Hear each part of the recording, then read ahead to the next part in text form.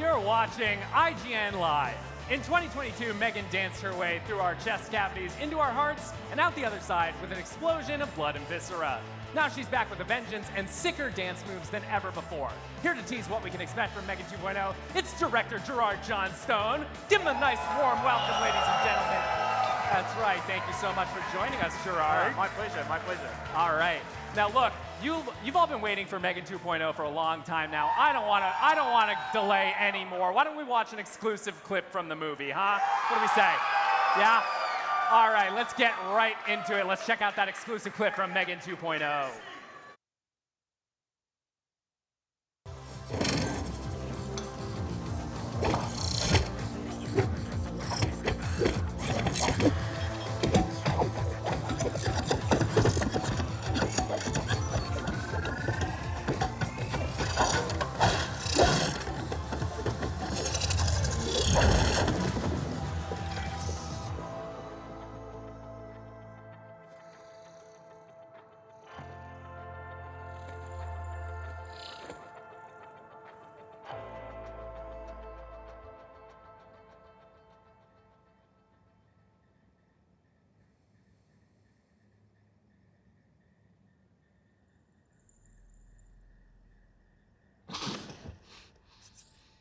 Just wanted to say great job on those actuators.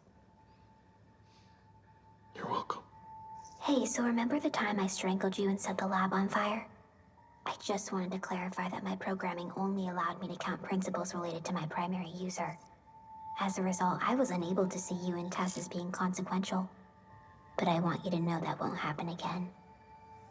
I want you to know.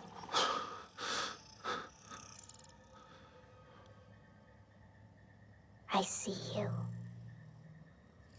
Thank you.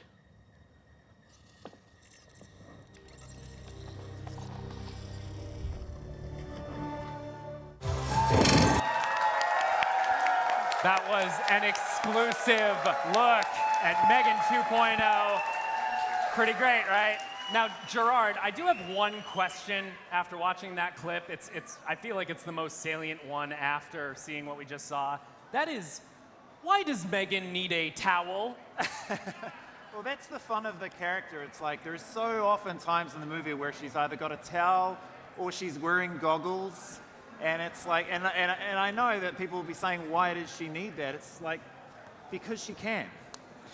Because she can. Because she wants to. She needs to do that little flourish on her way out just to remind us all who's in charge. Now, M3GAN 2.0 is joining a very proud tradition of sequels which see the villain from the first movie sort of moved into a more heroic, uneasy alliance type role in the sequel. What goes into making that a satisfying turn for audiences? Well, I think the question we all have with M3GAN is like, is she really evil or is she really just doing what she was taught to do? I mean, the amazing thing about the first movie is that people thought of her as a hero. You know, they really decided she was the hero of that movie. So going back and retreating what we did in that first movie didn't make any sense. This is, giving her a redemption arc just felt like, a fun thing to do. But at the same time, we're also not sure whether or not we can trust her. So that's kind of like the ongoing mystery of the movie. Is this all part of a long con? Yeah, it seems like she is stronger and more scary than ever before, so it adds even more tension to that whole turn. And by the way, I've always kind of wanted to know this. M3GAN's voice, to me at least, do we have any Portal fans out in the audience? Any Portal fans? Yeah. There's something about M3GAN's voice that always kind of rang a little Gladys-y to me. Is that intentional? Was that part of the design of the character? Yeah, well, getting her voice right was a really tricky thing to do, and our sound designer, PK Hooker, and I had a lot of conversations and a lot of back and forth just trying to get it just right. And I was trying to describe what I wanted. It's like, it's got to just sound, I can't quite describe, but the more I described it to him, he eventually said, oh, you mean the robot from Portal?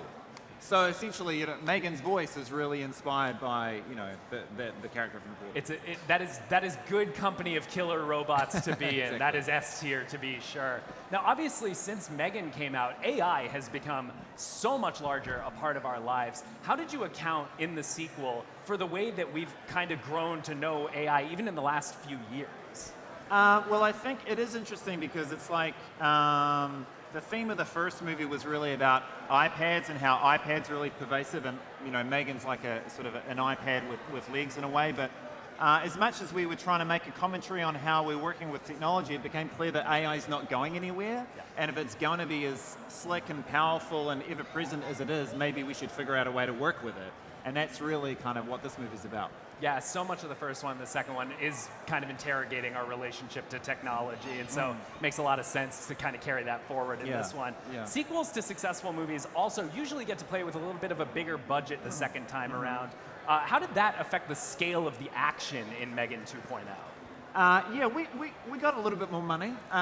People often kind of like compare it to Terminator 2. It's like we probably had the budget of the opening scene of Terminator 2, but we really punch above our weight, and you know, the reaction to M3GAN 1 was so big. I just wanted to give people a big movie, so we really pushed the action hard, and we just really went for it. And I'm really proud of the movie. Like, it feels like a crazy, batshit, like epic film, and I think people are going to really love it. Even just from the trailer, you can tell you have stepped it up. Now, look, before we wrap, we do have a pretty sweet prize to give away, courtesy of our friends at Universal and Blumhouse, and we'll be picking one winner with a dance-off. You know, it's M3GAN. That feels right? So we've got our dancers on stage. Jada, what up? Jada's getting our dancers into position here. All right, we have dancer 1, dancer 2, and dancer 3. Now, whoever wins this dance-off, just so everyone's aware of what they're dancing for here, is going to be walking out of here with a M3GAN backpack, vinyl, and scale model of M3GAN. I need to say, IGN takes no responsibility if that thing comes to life and kills one of you. Legally, we cannot take responsibility for that. But we want to see your moves. Let's see what you got. Can we get some music and some cheers? All right, let's see what you got. Let's see that dance moves, all three at the same time. Let's see what you got. 5, 6, 7, 8. All right, we got dancer 1 here, getting some arms up and down, modulating the height there. Dancer 2, dancer 2 is working the stage there. Dancer 3, getting into the rhythm. Oh, look at this. We got some demonic energy coming out of dancer 1 here. Oh, now number 2 is sticking with these slick shoulder moves here. But dancer 1's going after the camera here. He knows where his shot is. This is going to be pretty close. All right, let's call it right there. Give him another hand. All right, now we need to decide who won. Who thinks dancer 1 won? What about dancer 2? Dancer 2. Dancer 3. I think. I think we're going to give that to number 1. Number 1. Congratulations, you're walking off with a whole lot of cool M3GAN stuff. We got some stuff for you guys as well, though. Gerard, thank you so much for joining us at IGN Live.